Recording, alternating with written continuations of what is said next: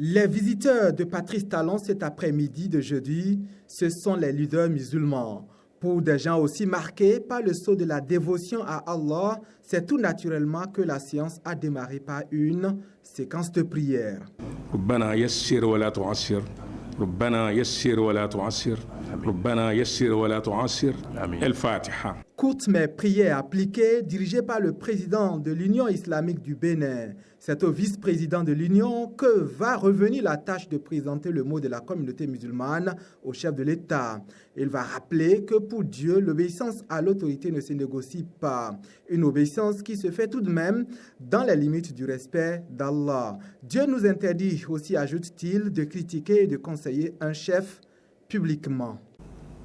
Raison pour laquelle nous, membres du bureau exécutif national de l'Union islamique du Bénin, avons consigné dans ce document les différentes plaintes et doléances exprimées par nos concitoyens, dont l'écho vous parvient assurément à chaque instant, et que nous avions relevées, suivies de quelques propositions que nous espérons vous être utiles dans la résolution de la situation que traverse notre pays. Un Patrice Talon séduit par l'adresse de ses hôtes, mais surtout réconforté par la justesse des mots des visiteurs, le président de la République va dérouler ses propos en insistant sur sa bonne foi. Bonne foi dans sa détermination à réussir sa mission, bonne foi même quand certaines décisions font grincer les dents. Il est important que le Bénin montre que,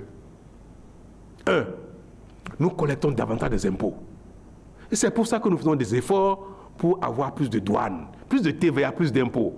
C'est pour ça effectivement que nous serrons au niveau de la douane, pour que les fraudes diminuent, pour que le Bénin rentre davantage d'argent.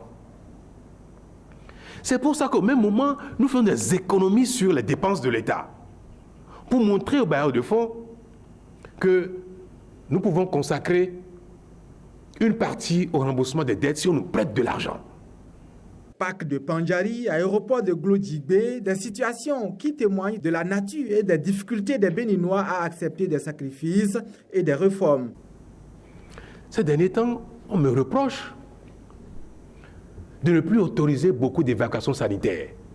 Parce que tous les ans, on envoie beaucoup de gens en France se faire soigner. Ceux qu'on envoie se faire soigner en Afrique du Sud, au Maroc, en France. Mais c'est qui? Ce sont ceux qui ont droit, surtout les fonctionnaires, les ayants droit de l'État, les ministres, les parents du président, les amis du président, les amis de mes amis.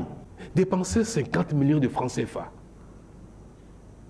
pour le plaisir d'envoyer une évacuation à un parent, alors que 50 millions peuvent soigner et sauver 1000, 2000 personnes. Comment on peut être devant de telles réalités et rester insensible? Quand on n'est pas concerné, on n'a pas vu, il n'y a pas de problème. On fait sa vie. Mais quand dans une fonction, et on voit ça, moi j'aurais préféré ne jamais être président de la République. J'aurais préféré aujourd'hui, je fais le bilan, je dis mon Dieu, j'étais heureux. Mais aujourd'hui que je suis là, que je vois ces choses-là, ça interpelle ma conscience. Ça me brise le cœur.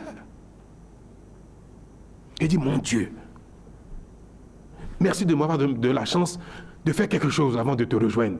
Si Patrice Talon est convaincu des résultats à venir de sa politique, s'il tente de donner les gages de sa bonne foi, il reconnaît la complexité de sa mission et surtout les failles d'une gouvernance qui donne très peu de temps aux explications. Parfois, nous regardons le temps s'écouler et nous disons, il faut aller vite parce que nous sommes sûrs que nous avons fait de bons choix.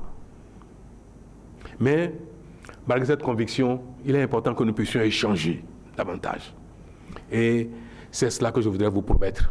Patrice Talon partage de long en large sa vision et son analyse des situations avec les imams. Une façon de faire de ces chefs religieux des porte-voix auprès d'une population qui commence par s'impatienter.